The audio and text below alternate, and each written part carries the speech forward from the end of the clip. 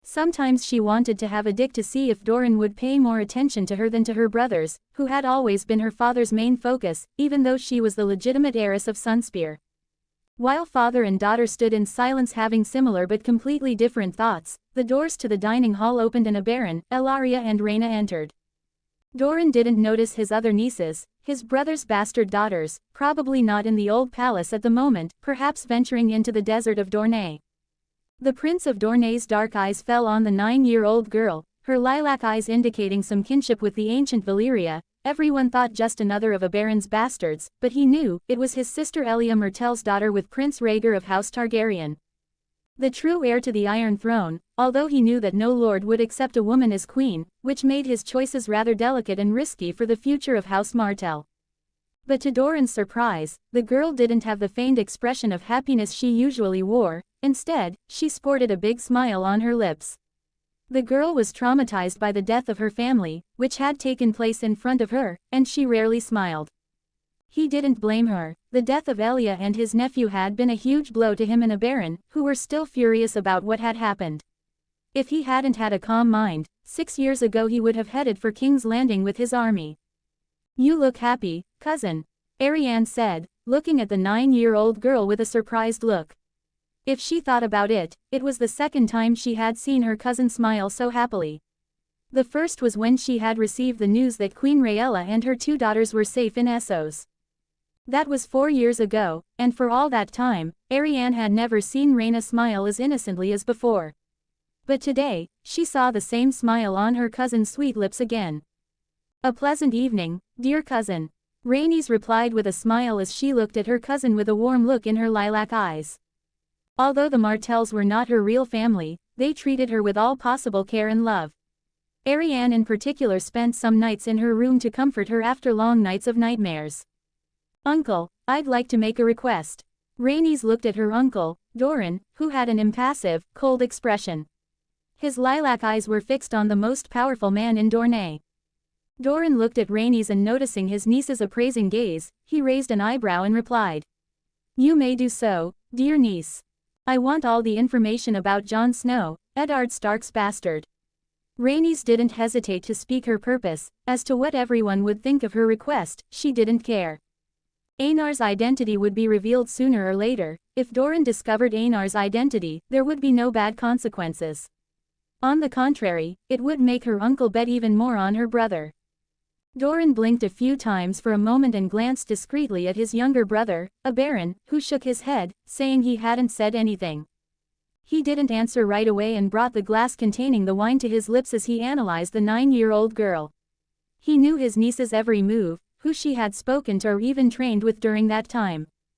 It wasn't paranoia, but because of his niece's sensitive identity, everyone she spoke to had to be monitored in case she leaked her true identity for some reason. Although Dorne was strong, the other side had 6 entire kingdoms, hundreds of thousands of soldiers while Dorne had around 30,000 men. That number was nowhere near enough to withstand Robert Baratheon's rage. Especially at this time, when the king was at the height of his prestige, defeating the rebellion of House Greyjoy. Not one person in the old palace had mentioned anything about Jon Snow, and there was certainly no way that people of unknown origins could get close to his niece, so he had severe doubts as to how Rhaenys had managed to learn that name. "Why do you ask about him, niece?" Doran asked, his dark eyes fixed on the girl's lilac ones. He couldn't let on that she had the same indomitable look that his sister had.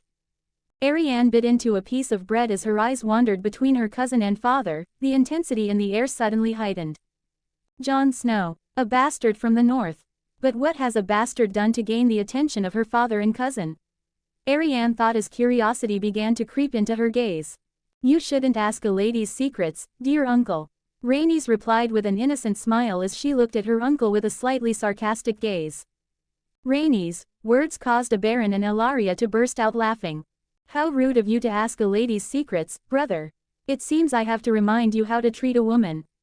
Aberon spoke with a smile on his face. Seeing the helpless expression on his brother's face made his day. How long had it been since he'd seen that expression? Doran let out a sigh and stroked his forehead, listening to the muffled laughter in the dining room. He had no doubt, his niece really was his sister's daughter. Mother and daughter were so alike that the girl was practically the second coming of Elia in his eyes.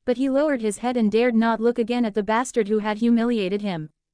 Seeing the look on his face, Jon remained indifferent and stepped back, taking the blade from his neck. "You could be kinder, he probably hates you right now." Robb, standing next to Jon, commented in a calm tone. "It's not wise to have the future heir to the Iron Islands as an enemy, especially given his status." Jon's lips lifted in a particularly handsome smile. "If he has the courage, he can come and meet me on the battlefield. I'll behead his head and give it to Balin, so he can complete his collection of dead sons." "Sometimes you're very sadistic, brother." Robb rolled his eyes at his half-brother's sadistic comments. "Sometimes you're too kind and compassionate, Robb. The lords of the North aren't kind and I'm not compassionate." Jon returned his words with a smile, although his gaze showed a playful expression. Robb let out a groan of frustration at hearing such words. He knew more than anyone that Jon's words were the purest truth. The northern lords didn't care about politeness or kindness, only force could make those extremely stubborn men bend the knee. The heir of Winterfell sensed that he would have many more headaches in the future. As if remembering something, Robb turned to look at Jon and spoke with a tired tone from his training. "Our father asked you to go to his solar when the training was over. I'm going to take a bath and rest for a while." "Rest well, after all, you were beaten like a helpless woman." Just as Robb was about to enter the castle, he heard Jon's amused voice behind him. Robb's face turned grim in an instant as he quickened his steps, quickly disappearing from his half-brother's sight. Ignoring Theon getting up from the floor, Jon walked towards the castle after putting away both swords used for training, entering the 8 millennia-old stone castle. As he walked through the halls of Winterfell, Jon couldn't help but recall the events of those 4 years. First there were the births of Eddard Stark's children. The man was very fertile as Catelyn congratulated him with 5 children and the 6th in the line was on the way. Note: I'll make Rickon Stark older than in the canon, as I want all 6 children of House Stark. In the year 289 after Aegon's conquest, Arya Stark, the second lady of House Stark, was born. In the year 290 after the conquest, Bran Stark was born, the second lord of House Stark. In the year 292 after the conquest, the 6th son of House Stark, Rickon Stark, was born. Jon loved his uncle's children. Arya and Bran were particularly sweet children who he enjoyed playing with and helping to look after, although the Redfish hadn't liked the situation at all, but with Eddard's help, she stayed silent despite her hatred for him growing every year. Another thing he heard was his reforms taking place across the sea, on the continent of Essos. From the information he had earned from Melina, the Red Priestess who had stayed in Winter Town, he discovered that everything was going smoother than he had planned. The Bible he had written had practically worked miracles when it came to indoctrination and faith, and the Red Church's numbers had practically doubled during those 4 years. This was no small number if you think that the Red Church was the predominant religion in Essos. It was such a large number that Jon felt he had underestimated the importance of the Bible. Another thing that had changed was the Fiery Hand, the Red Times private army, which had expanded from 1,000 men originally, to the current 20,000 men and was increasing every day. If Jon hadn't specified to Kinvara that only trained soldiers could be part of the army, that number would have doubled or even tripled in those 4 years. Fortunately, the Red Church was the predominant religion in Essos, so money to support such a large war machine wasn't difficult. According to Melina, there wasn't much internal resistance within the Red Church. The old, stubborn priests who refused to change had been killed and younger, more devout priests had been put in their place. The hierarchy of the Red Church had also changed. The supreme power of the Red Church was named High Reverend Mother, for short, Reverend Mother, and as the name implies, only women could serve as High Reverend Mother. Kinvara became the first High Reverend Mother and the Supreme Pontiff of Essos. --.